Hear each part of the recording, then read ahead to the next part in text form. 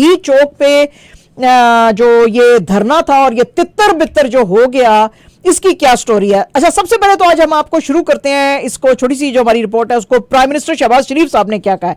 Prime minister Shahbaz शरीफ साहब ने कहा है कि जो कोलिशन गवर्नमेंट है ये बिल्कुल परमिट नहीं करेगी पीटीआई को कि वो अपना 2014 का जो सिट इन का जो एक्शन है उसको फिर से जो है वो रिपीट करे। यानी कि पीटीआई का सिट इन जो है हम बिल्कुल अब चाहते नहीं है। पीएमएलएन ने इनको वैसे भी बड़ी दफा पीटीआई को ब्लेम किया है और कि ये जो हैं ये कॉम्प्रोमाइज कर रहे हैं, क्योंकि इनकी वजह से जो चाइनीज जो प्रेसिडेंट शी जिनपिंग थे उन्होंने अपना इस्लामाबाद का जो प्लान था वो कैंसिल कर दिया था और इनके जो धरने और मोर्चे चल रहे थे। जिशान जरा दिखा दें धरना जो है उसका पीटीआई का। तो उन्होंने कहा जी कि ये जो 126 डे लॉन्ग इन्होंने धरना दिया था उसकी वजह से शी जिनपिंग साहब यहां पे नहीं आए और अब जो है एससीओ की मीटिंग आने वाली है बिटवीन अक्टूबर 15 एंड 16, तो उसके अंदर हम कोई भी रिस्क नहीं ले सकते। उन्होंने कहा जी कि इसके बीच में ऑफिशियल्स आएंगे चाइना से, रशिया से, इंडिया से और दूसरी नेशन से, और इस्लामाबाद की रेड जोन में इसलिए इनको एंटर होने की हम इजाजत नहीं दे सकते हैं। वो कहते हैं जी कि इनके ये जो धरने हैं पीटीआई के ये बहुत ज्यादा थ्रेट्स जो हैं ये पोज करते हैं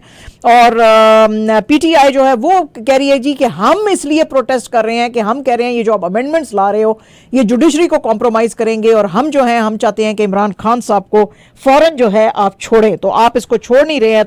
तो इरादा यही था इनकी टीम का, पीटीआई का, कि ये धरना देके वहां पे बैठे रहेंगे, लेकिन ये वहां पे बैठे नहीं रहे और ये तितर बितर हो गए। पार्टी लीडर्स जो हैं वो कहते हैं जी कि हम जो है हमने स्टेप बैक नहीं किया है और ना ही हम करेंगे unless and until Imran Khan tells us. इसके ऊपर हम आपको एक छोटा सा क्लिप दिखाते हैं आतिफ साहब का, वो क्या कह रहे हैं इस सारी चीज के ऊपर, वो आप क्लिप सुने और हम वापस आते हैं। Shazia, I am very much thankful to you guys. आप जो टोरंटो में बैठे हुए लोग हैं, जो दुनिया में बैठे हुए लोग हैं, आप इमरान खान का असासा हैं। आप लोगों ने आवाज उठानी है सोशल मीडिया पे। देखें, शौकत खानम एक बहुत बड़ी अजीम औरत थी, उसके सारे बच्चे कैद में हैं, उज़मा खान, हलीमा खान, इमरान खान की बीवी, और इसके लिए आप लोगों ने आवाज उठानी है और आप लोगों की आवाज में बहुत प्रेशर है। मैं एस्टैब्लिशमेंट को भी कहता हूं कि आप इमरान खान का जो सर तोड़ने वाला जादू है इससे फायदा उठाएं, पाकिस्तान की स्टेट के लिए इसके लिए फायदा उठाएं। और let me tell you one more thing, Allah रब्बुल इज्जत इमरान खान को जिंदगी दे, जिंदगी और मौत सबके साथ लगी हुई है। इमरान खान अगर इस दुनिया जहान फानी से चले भी गए तो तब भी इमरान खान ने इस कौम को इतना शऊर दे दिया है कि अब वो 73 साल वाला जो सिस्टम आपका वो नहीं चलेगा और ये तहरीक जो है वो रोज बरोज बढ़ेगी। और अगर आप कोई कहे कि इमरान खान को आप छोड़ देंगे, इमरान खान को हम बिल्कुल भी नहीं छोड़ेंगे। We will stick to him, we will stand by with him और we will fight for the release of Imran Khan. You also contribute your share, आप लोग इसके लिए आवाज उठाएं सोशल मीडिया। और ये रियासती दहशतगर्दी जो है इसको खत्म होना चाहिए। ये पीडीएम और बल्कि पीएमएलएन जो करना चाह रही है और पाकिस्तान पीपल पार्टी करना चाह रही है हमारे पाकिस्तान के साथ, खुदारा ये इस बात को नोट करें कि ये पाकिस्तान बेशक कि आपका कब्रिस्तान तो है, इसको आप कब्रिस्तान के लिए इस्तेमाल करते हैं, मगर हम आने वाली नस्लें शायद आपको इसको कब्रिस्तान के इस्तेमाल के लिए भी ना छोड़ें। आप हमारे लिए पाकिस्तान को जिंदा रहने वाली रियासत और फलाही रियासत बनाने में एक बहुत बड़ा हर्डल है and we will not tolerate. The Pakistani people are now educated. आपके सारे पटवारी हमने तोड़ लिए हैं, उनको हमने एजुकेशन दे दी है, उनको इमरान खान ने सेंस दे दिया है and they are now tigers of PTI. आपके अपने जितने लोग हैं वो भी हमारे साथ हैं, लिहाजा इमरान खान के साथ सपोर्ट करें। डी चौक पे हमारा एहतजाज बिल्कुल भी खत्म नहीं हुआ। अली अमीन गंडापुर जो है वो पीटीआई नहीं है, पीटीआई में अली अमीन गंडापुर है। लोग ये समझ रहे हैं कि अली अमीन गंडापुर पीटीआई का मालिक है। अली अमीन हमारा एक शेर है और मैं आपको ये भी बता दूं कि मैं बिल्कुल भी नहीं समझता कि ये डी चौक का धरना जो है अली अमीन गंडापुर ने सिर्फ कॉल ऑफ किया है हमारा और वो उसका जिम्मेदार है, वो अकेला उसका जिम्मेदार बिल्कुल भी नहीं है। अली अमीन गंडापुर के ऊपर आपने सारा वर्कलोड डाल दिया है। जब पूरी पार्टी गायब हो गई, पूरे पाकिस्तान से पार्टी के मशरान और कशरान गायब हो गए और एक बंदे के ऊपर आप चीज डाल देंगे तो जो हमारे मुखालिफ कुव्वतें हैं वो बहुत जोरावर हैं, वो बहुत सरतेज हैं and the moreover is they have the licence to kill. Ali Amin ने जो भी किया होगा हिकमत के तहत किया होगा। I am not defending him. दूसरी बात मैं आपको कहूं कि वेयर आर दोज, वो लोग कहां पे हैं, बाकी पार्टी कहां पे है?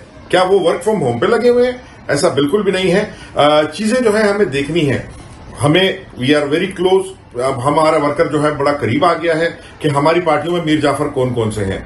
अभी हमें दो चीजें देखनी है, एक तो खैबर पख्तूनख्वा एजेंसी का इजलास किसने बुलाया है, ये हमें स्पीकर साहब बताएंगे। वो हमें पता लगेगा कि उसने किसके कहने पर ये इजलास बुलाया है, क्योंकि इस इजलास के बुलाने से हमारा जो है पूरा इफेक्ट हुआ है सिस्टम। ठीक है। दूसरी बात ये कि जब इजलास इन्होंने बुला लिया, मैंने उसको ऑफेंड किया, उसके बाद शाजिया मैंने इनको कहा कि आप इजलास बुला के क्या करेंगे, क्योंकि हमारा तो सरदार रखवा था। अभी हम शाजिया अभी हम बहुत करीब हो गए हैं।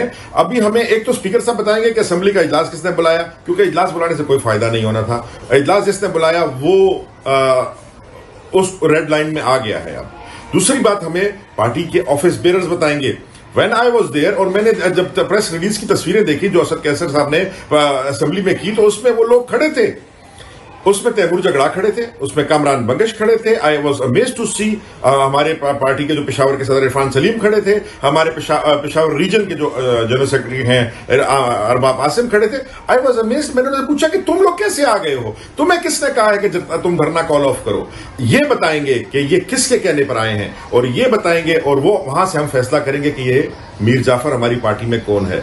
अब हमारा वर्कर हमारे ही लोगों से पूछेगा, फॉर्म 47 के जितने एमपीएस थे, ये किसके कहने पे, जो फॉर्म 47 पे डिस्क्वालीफाई हुए, ये किसके कहने पर वापस आए हैं।